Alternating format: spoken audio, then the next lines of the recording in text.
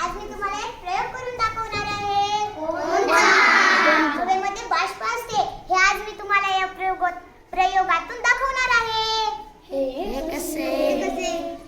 अगोदर आपण या प्रयोगाला लागणारे साहित्य पाहूया.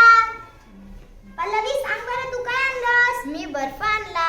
संघमित्रा, तू काय आणलं? मी एक डब्बा आणला. आता आपण या डब्याला पाहूया. हा डब्बा कसा आहे बघ बरं तू. हा डब्बा तर पूर्णपणे कोरडा आहे. प्रतीक्षा, तू पण बघ. हा डब्बा तर पूर्णपणे कोरडा आहे. समृद्धी, तू पण एकदा बघून घे बरं. हा डब्बा तर पूर्णपणे कोरडा आहे. आता मी तुम्हाला या डब्याला ओलं करून दाखवते. ते कसे?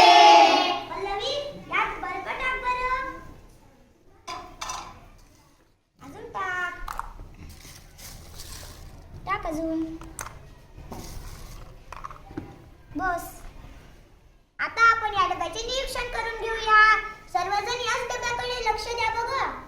दुसरीकडे तुम्ही लक्ष देऊ नका. बघा बरं, आता या डब्याच्या वरी थोडा बदल होतोय ना? हो.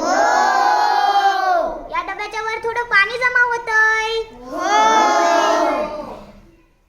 पहा, माझं बोट सुद्धा ओलं झालंय. हे पहा. बघ बरं संघमित्रा, तुझं पण बोट ओलं होतं का?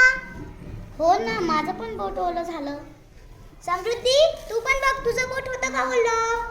हो, माझं बी बोट ओलं झालं. पल्लवी, तू एकदा बघ, तुझं बोट ओलं होतं का?